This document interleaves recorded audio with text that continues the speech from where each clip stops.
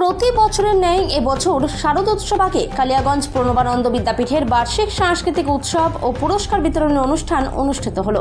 শুক্রবার বিকেলে শহরের নজমু নাট্য নিকেতন মঞ্চে প্রদীপ প্রজ্বলিত করে অনুষ্ঠানের সূচনা করেন রায়গঞ্জের সাংসদ কার্তিক পাল।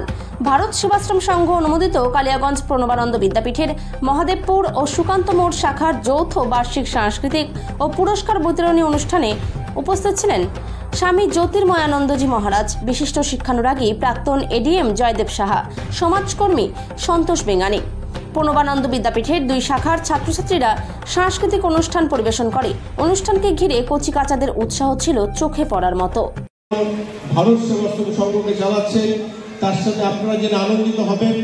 আমাদের যে পুরোটি আশ্রম চলছে, সেখানেও আমাদের বহু অনাথ বাচ্চা বা সমাজের বিভিন্ন স্তরে ছড়িয়ে থাকা সেই দুঃখগ্রস্ত দরিদ্র পরিবারের কিছু ছেলে তারা সেখানে থাকে এবং তারা সেখানে পঠন পাঠন করছে, সেখানে আশ্রম দায়িত্ব নিয়ে তাদেরকে সমাজে প্রতিষ্ঠিত করার চেষ্টা করছে।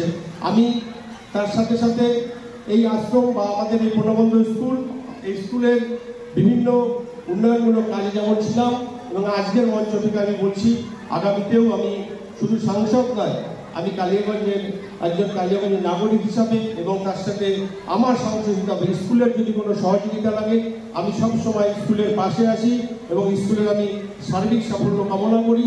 তার সাথে আমার স্কুলের যারা ছোট ছোট আমার পড়ুয়ারা রয়েছে, আমি তাদের উজ্জ্বল ভবিষ্যৎ কামনা করি, কারণ আগামী দিনে আমাদের এই শিশুরাই পথ দেখাবে, আমাদের নবপ্রজন্ম পথ দেখাবে। আমাদের মধ্যে কেউ হয়তো রাজনৈতিক নেতা হবে, কেউ হয়তো আমাদের সমাজ প্রতিষ্ঠিত করার জন্য ডাক্তার, ইঞ্জিনিয়ার তো সবাই হতে পারে, কেউ হয়তো দেশনেতা বা রাষ্ট্রনেতা হবে এবং তার সাথে সাথে আগামী দিনে আমাদের সমাজকে পথ দেখাবে। ঠিক তেমনি আমি আজকে এই মঞ্চ থেকে আপনাদের সবাইকে আমি আর একটা অনুরোধ করি, এক ভারত শ্রেষ্ঠ ভারত, ভারত জগৎ সভায় শ্রেষ্ঠ আসন লবে। তাই জন্য আমরা ভারতকে শ্রেষ্ঠ করতে হলে আমাদের প্রধানমন্ত্রী মোদীজির যে লক্ষ্য, আমরা সবাই মিলে আমরা স্বদেশি জিনিস ব্যবহার করব। স্বদেশি জিনিস ব্যবহার করলে ভারতবর্ষের অর্থনৈতিক মান উন্নয়ন হবে, আর অর্থনৈতিক মান উন্নয়ন হলে ভারত পৃথিবীর মধ্যে শ্রেষ্ঠ জায়গায় পৌঁছে যাবে। আজকে আমরা চতুর্থ অর্থনীতিতে পৌঁছে গেছি। আগামীতে 2047 বিকশিত ভারত, সেই লক্ষ্যে সবার কাছে অনুরোধ থাকবে, আসুন সবাই মিলে আমরা আমাদের স্বদেশি পণ্য ব্যবহার করি এবং দেশকে ভারতবর্ষের পৃথিবীর মধ্যে শ্রেষ্ঠ জায়গায় নিয়ে যাই।